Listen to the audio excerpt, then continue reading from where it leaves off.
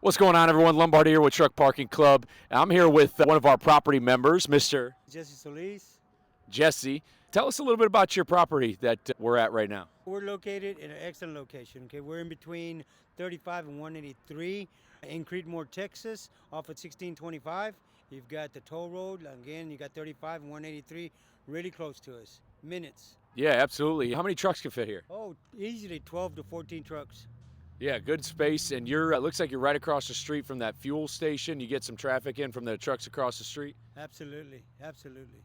And other than that, you got some food options available for drivers as well. On the property, there's a cafe, breakfast, lunch, and dinner, which is an excellent product, and that's a plus. Absolutely. There's some of the best breakfast tacos I've gotten off I-35. And when it came to your onboarding process, how easy was it for you to get the property online? Really simple. It's like a 1, 2, 3 step thing. Really simple.